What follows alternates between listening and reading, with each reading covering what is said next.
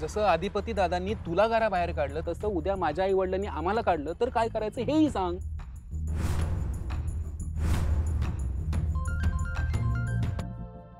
बघ 100 वर्ष आयुष्य आहे अधिपती दादांना, त्यांचाच फोन आहे. तुला भेटायच्या नादात मी फॅक्टरीमध्ये गेलेलो नाहीये. हॅलो निखिल कुणीकडे आहेस? दादा, मी इथेच बाहेर आलो होतो जरा. बोला ना. बाहेर कुठे फिरायला? तुझी वेळ काय फॅक्टरीत यायची? पडदिशी इकडे ये, जरा घोळ होऊन बसला इथं. दादा मी आलो, लगेच आलो. आलोच नव टाम मध्ये इथं पोहोचायचं. फोन ठेवल्यापासून 5व्या मिनिटाला इथं टच झाला पाहिजेस बघ. हो दादा, लगेच निघतो. हो. काहीतरी मोठा राडा झालेला दिसतोय कंपनीत. मला जायला लागेल. सॉरी, आपण नंतर बोलूयात. पण एवढं मात्र लक्षात ठेव की मी माझ्या आई वडिलांच्या शब्दाच्या बाहेर नाही जाऊ शकत.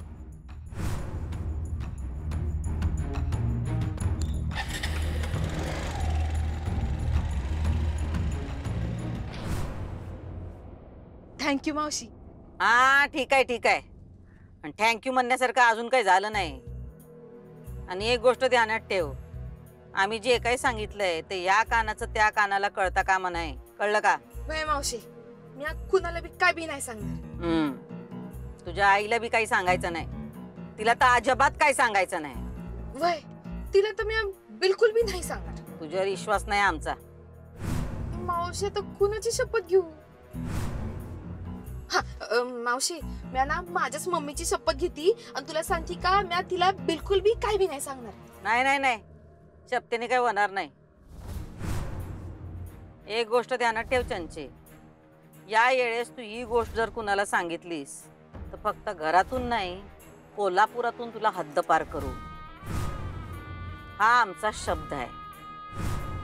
आणि आमचा शब्द खरं करण्यासाठी आम्ही कोणत्या थराला जाऊ शकतो हे तुला बरोबर माहित आहे. वय की मावशी, मला अनुभव बी आहेच की त्याचा. पण तू काय बी काळजी करू नको. मी तुला वचन देते का मी हे समज कोणाला बी सांगणार नाही. राहू दे राहू दे, आम्ही जे सांगितलंय ते आणि तसंच व्हायला पाहिजे, एवढं ध्यानात ठेव. वय मावशी, तसंच होणार. तू नका काळजी करू, फक्त कधी करायचं तेवढं सांग. वेळ आली की आम्ही तुला बरोबर कळवू. चल निघ आता. वय आणि मावशी, थँक्यू बर का खरंच.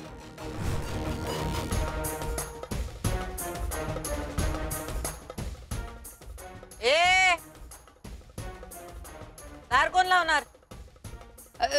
Sorry sorry.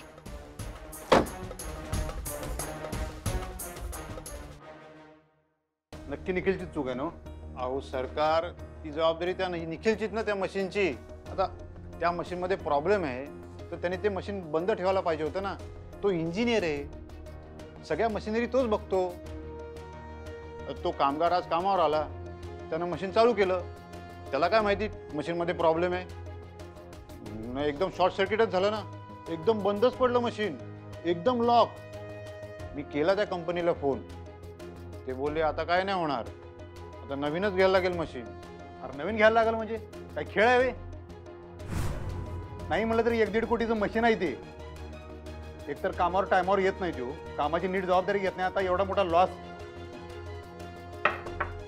येऊ दादा? ये गण्या, काय प्रॉब्लेम झालाय का दादा? एवढं अर्जंट बोलवलं? अर्जंट म्हणजे वाजली किती? तुझी कामावर यायची वेळ कितीची आहे? घड्याळ कळते ना तुला? ठीक आहे, याच्यावर सही कर. काय आहे हे? वाच की वाच.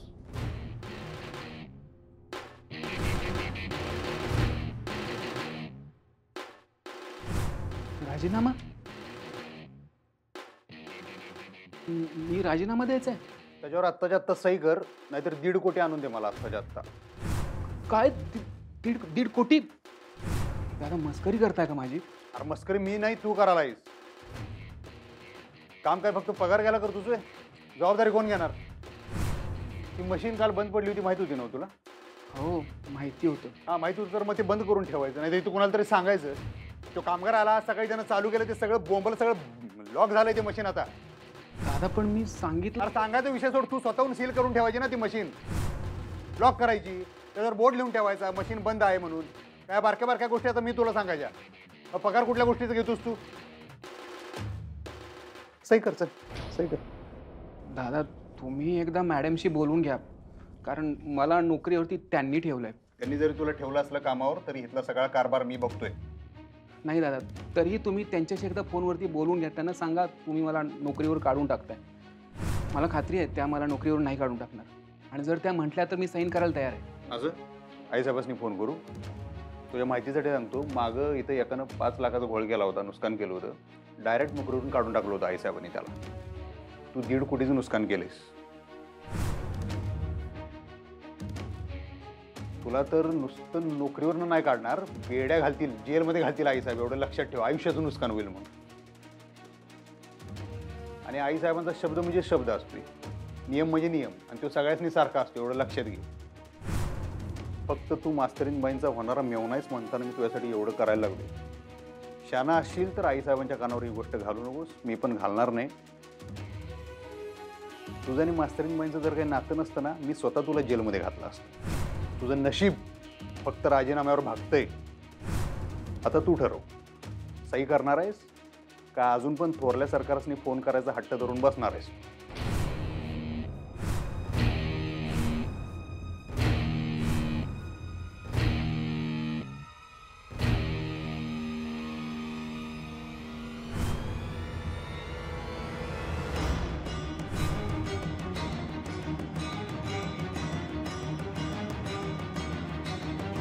चांगला निर्णय घेतलास. फक्त मास्तरीणबाईंमुळे तू वाचलायस एवढं ध्यानात ठेव. निघेल जा.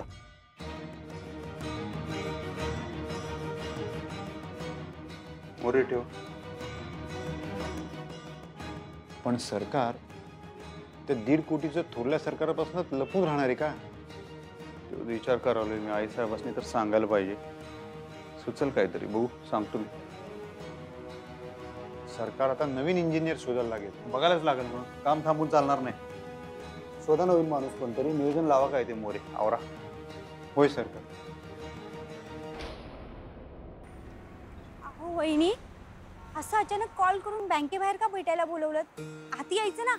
चला आज चल. नाही आत नको, मी तुमचा ड्रेस द्यायला आले होते. अहो एवढी काही घाई नव्हती हो वहिनी याची. नाही घाई नव्हती, पण तेवढंच एक निमित्त मिळालं. म्हणजे आता तुम्हाला मला भेटायला निमित्त हवं?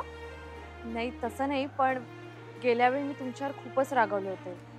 सगळा राग तुमच्यावरच काढला, त्यामुळे असं सहज भेटायला यायला थोडंसं अवघड वाटत होतं. त्यामुळे ह्यावेळी तरी निमित्ताची गरज होती मला. म्हणूनच मी म्हटलं बँकेबाहेर भेटू, आत नको. अहो वहिनी, मैत्रीत हे सगळं चालतं. आणि तसंही तुमचं रागवणं माझ्यावर नव्हतं. तुमचं सगळं फ्रस्ट्रेशन निघालं त्या दिवशी. आणि मैत्रीत हे सगळं चालतं. नाही असं नाही ताई, सॉरी. खरंच मी असं बोलायला नको. सॉरी. सॉरी बिरी काय हो वहिनी. चला आता तुम्ही आलाच आहे ना, तर आपण मस्त चहा घेऊयात. तिथे खूप छान चहा मिळतो. नाही चहा नको, मी आता घरी जातेच आहे. घरी चहा होईलच. आता घरी जायचं सुद्धा टेन्शनच आलं मला. म्हणजे? नाही काही नाही. वहिनी मला खरं खरं सांगा, काय झालंय? माझं कुठे चुकतंय, काय चुकतंय मला काही कळतच नाहीये. आणि माझं काहीच चुकलेलं नसताना सगळेजण तुझं चुकतंय असं मला सांगतायत, तेही मला कळत नाहीये.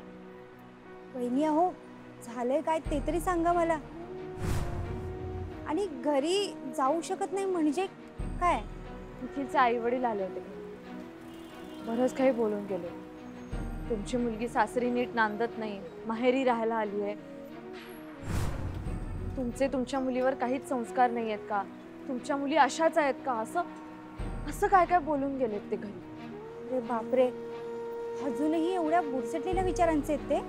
आणि त्याचा परिणाम इरावर होतो.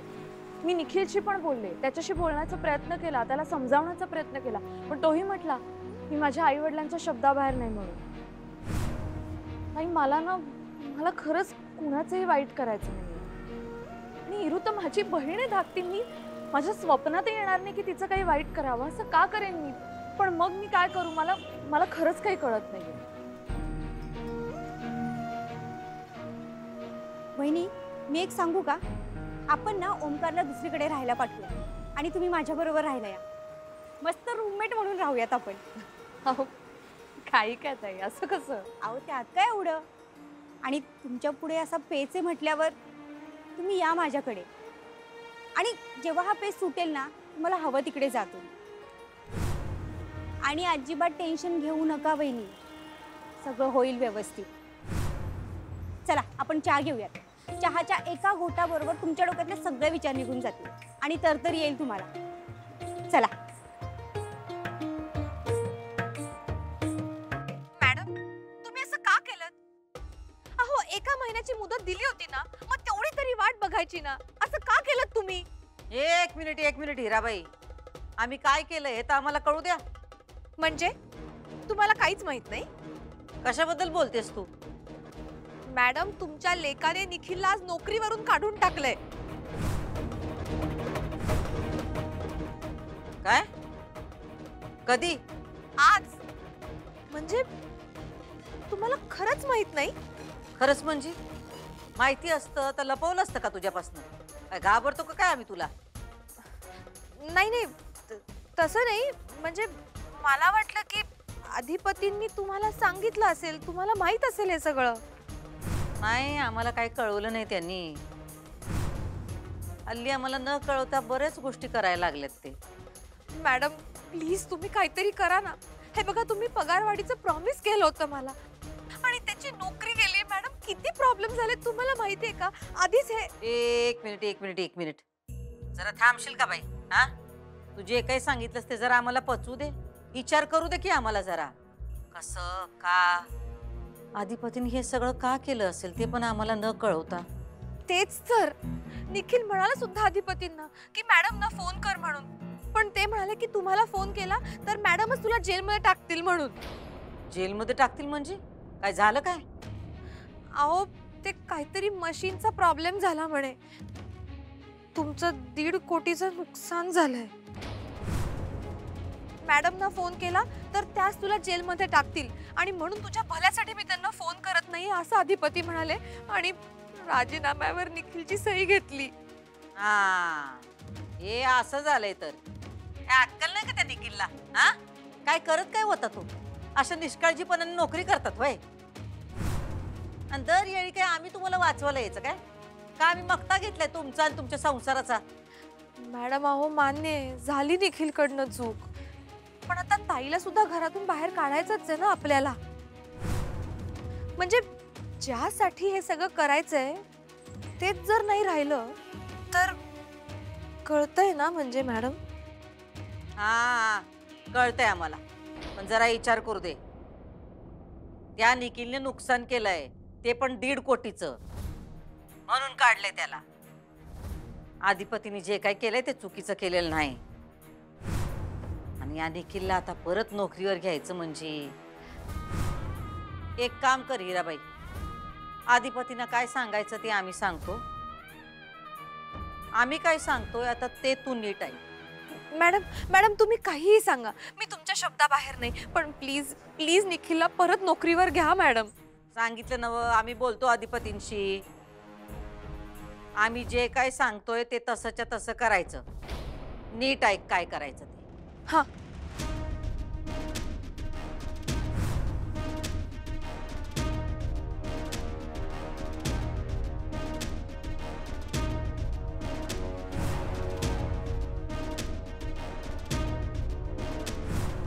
काय सॉलिड डोकं आहे या बाईचं. फॅक्टरीत काय झालं? हो आईसाहेब, त्या निखिलला कामावरून काढून टाकलं मी. असं? पण काय झालं काय? काय केलं काय त्यानं? बघा, मला माहित आहे ते तुम्ही त्याला कामावर ठेवलं होतं. अहो, आम्ही तुम्हाला ते विचारलंय का? त्यानं काय केलं, त्याला कामावरनं का काढलं तेवढं सांगा की. अहो काय नाही आईसाहेब, त्याच्या निष्काळजीपणामुळे एक मशीन बिघडली आणि त्याचं म्हणजे वागणं कसं आहे माहिती आहे का? आता आपण तिथं मालक असून मालकावनी वागत नाही, पण ह्यो म्हणजे कुठं टिक्कोजीराव असल्यावानी जागीरदाराच्या अवलाद, चहापेक्षा किटली गरम. असं? पण झालं काय मशीनचं? हा, कितीचं नुकसान झालं? काय नुकसान म्हणजे आता काय बदलायलाच लागणार आहे मशीन, नवीनच घ्यायला पाहिजे. हा, काय सांगताय? पण म्हणजे कितीचा फटका बसला? नाही, जाऊ दे, सोडा. तुम्ही त्याचं टेन्शन घेऊ नका. सोडा, मी बघतो काय करायचं. सोडा, मी येऊ काय? आधिपती थांबा, आम्हाला कळलं पाहिजे. सांगा आम्हाला कितीचं नुकसान झालं. आणि जाऊ दे, सोडा. तुम्ही आता ते विषय लई मनाला लावून घेऊ नका आई साहेब. आणि तो विषय आता आपण लांबवावी नको. जाऊ दे, मी काढून टाकले त्याला नोकरीवर. आओ, पण तुम्ही आकडा तर सांगा. कशाला एवढे आडेवडे घ्यायला? हा, सांगा की. आकडा म्हणजे आता विषय कसा आहे, नाही म्हणलं तरी 1-1.5 कोटी. अहो, पण त्या मशीनचं काय ते इन्शुरन्स वगैरे काहीतरी असेल ना? नाही, इन्शुरन्स आहे की. मग पण ते आपल्या निष्काळजीपणामुळं खराब झालेल्या मशीनचा इन्शुरन्स कसा मिळेल? त्याची तुम्ही काळजी करू नका. कशी कुठं चक्र फिरवायची ते आम्हाला बरोबर माहिती आहे. बाकी तुमची त्याच्याबद्दल काही तक्रार असेल, तो काही चुकत असेल तर सांगा. आपण कानपिचक्या देऊच की त्याला. काय काय तशी काही एक चूक करतोय तो. तर कामावर येत नाही टायमाला, कोणासंग नीट बोलत नाही, सगळ्यांच्या तक्रार आहेत त्याच्याविषयी. मग झापा की त्याला. सगळा कारभार तुम्हीच बघताय ना? व काय आता झापलं नसलोय मी. त्याच्यावर काय परिणामच तुम्हाला राग आला काय साहेब? मी त्याला तुमच्या परस्पर काढून टाकलं. हो, नाही, आम्हाला कशाला राग येईल? अजिबात राग नाही आला. उलट चांगलं आहे की आता सगळे निर्णय तुम्ही स्वतः घ्यायला लागला. चांगलं. तसं नाही, स्वतः निर्णय असं नाही. मी तुमच्या पावलावर पाऊल टाकायचा प्रयत्न करावलो बघा. मी काय विचार केला, तुम्ही जो पायंठा घालून दिलाय तो मोडला नाही पाहिजे. ते तसंच रुटीन राहिलं पाहिजे. मागं नाही काय त्या दायगुडीनं आता किती 5-1 लाखाची नुकसानी केली. तुम्ही डायरेक्ट काढून टाकलं त्याला. पुढचा मागचा काही विषय बघितला नाही, पैसला ऑन द स्पॉट. आत्ता पण ह्याच्याकडनं जे नुकसान झालं ना, माझ्या डोसक्यात पहिला विचार काय आला, म्हणलं आईचा वित असते तर काय केलं असतं. म्हणलं आपण तेच करायचं. बरोबर आहे. हा, पण आम्ही एवढ्यावर सोडलं नसतं बरं का. 1.5 कोटीचं नुकसान करणाऱ्याला आम्ही जेलमध्ये टाकला असता. हेच बोललो मी त्याला. आणि मला हीच भीती होती. म्हटलं जर तुम्हाला कळलं ह्यो विषय तर तुम्ही डायरेक्ट खटक्यावर बोट ठेवणार, असलं काहीतरी करणार. म्हणताना ह्यो विषय मी तुम्हाला सांगत बी नव्हतो. असं काही नाही अधिपती. अहो, जे काय असेल तर मनमोकळेपणाने सांगत जा की आम्हाला. आमची काही दहशत आहे का तुम्हाला? तेच काय तर काय बोलताय सर. पण आता काय झालंय माहितीये का अधिपती, ह्या सगळ्यातनं एक मोठा गैरसमज निर्माण होण्याची शक्यता आहे. काय गैरसमज? कुणाचा? योच फरक आहे तुमच्यात आणि आमच्यात. आम्ही यो पण विचार केला असता. तुम्ही ना सगळ्या बाजूने विचार करत नाही. काय? कसला विचार? अहो, या सगळ्यामध्ये तुम्ही सुनबाईंचा विचार केला काय? त्यांचा कसला विचार? ऐका आता. हो, आता आपल्या घरात काय घडलंय? तुम्ही स्वतःच्या हाताने सुनबाईंना घराबाहेर काढलं. आता त्यांच्या होणाऱ्या मेवण्याला तुम्ही नोकरीवरून काढलंय. त्यांच्या घरात केवढं मोठं वादळ उठलं असेल. हा, त्यांना काय वाटेल? आपल्या घरच्यांच्या मागे हात धुवून लागलं की काय? नाही, असं कशाला करू आपण? नाही नाही नाही नाही असं काही वाटणार नाही मास्तरीन. त्यांना खरं कळलं ना मास्तरीन महिना, मग असं काही वाटणार नाही. अहो, पण खरं काय ते कळलं तर नव. आता त्या हिराबाई आणि त्यो निखिल ते काय खरं काय ते सांगणार आहेत? 1.5 कोटीचं नुकसान झालं म्हणून नोकरीवरून काढलं असं सांगणार आहेत होय? यांचा गैरसमज होणारच ना. नाही नाही, पण नाही मास्तरीन बाईसनी असं काय वाटणार नाही. नाही होणार गैरसमज, मला माहिती आहे. नाही, पण आम्हाला असं वाटतंय की तुम्ही जरा एकदा विचार करा. पण ते तर राहू दे आई साहेब, माझ्यासाठी ते लई महत्वाचं नाही आहे. जर लोक उद्या तुमच्याबद्दल काय वाटेल ते बोलायला लागले नाही, मला ते खपणार नाही. मग ते नाही सहन होणार, मी आधीच सांगा. लोक आमच्याबद्दल कशाला काय बोलतील? असं कसं नाही बोलणार? त्या घटनेला काही लई दिवस झालेले नाही. त्या धायगुडीला तुम्ही काढला होता, 5 लाखाचं नुकसान केलं त्यानं म्हणून. हां, बरोबर आहे की नाही? आत्ता इथं येणं 1-1.5 कोटीचं नुकसान केलंय. लोक काय म्हणणार? त्या धायगुडीला वेगळा न्याय लावला, आता ह्यो घरचा आहे म्हणून मग थोरल्या सरकारांनी मग ह्याला माफ केलं असं म्हणायला नको. मग तसं जर मग लोक बोलली ना, मग मी सगळ्यांनी काढून टाकेन. मग कुणाकुणाला काढून टाकू मी? बघा, म्हणजे तुम्ही आमचं कसं आहे की तुमच्या दोघांमध्ये अजून गैरसमज वाढाय न ग म्हणून बोलतोय आम्ही, बाकी काय. हां, आता काय मास्तरीन बाई असं काही गैरसमज करून घेत नसत्यात. थोडा तुम्ही टेन्शन घेऊ नका. मी बघतो. मी येऊ काय? या या.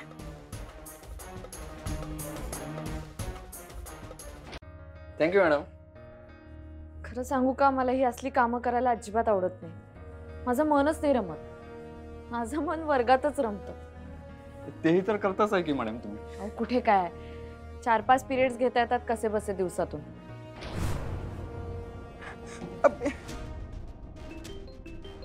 ठीक आहे, थँक्यू. ओके. हाय, बोल. अक्षरा ऐक ना, तुझी शाळेची वेळ संपली का ग? हो, थोडाच वेळ राहिलाय. का ग, काय झालं? संपत आली ना. ऐक ना पटकन ये ना जरा तू. आई शांत हो तू, आधी मला शांतपणे सांग काय झालंय. अगं इरानी ना स्वतःला खोलीत बंद करून घेतलाय ग. काय? इरा इरा ऐक, हे बघ अक्षरा काय म्हणते ऐक. अक्षरा ऐक ना, तिने स्वतःला खोलीत बंद करून घेतलं आणि दार उघडत नाही अगं ती. इरा बेटा दार उघड, ऐक ना आम्ही काय म्हणतोय ते. अक्षरा अगं मला भीती वाटते अगं, तिने स्वतःला काही करून तर घेतलं नसेल ना. तू लवकर ये ना. इरा ऐक ना. अक्षरा तू लवकर ये ना.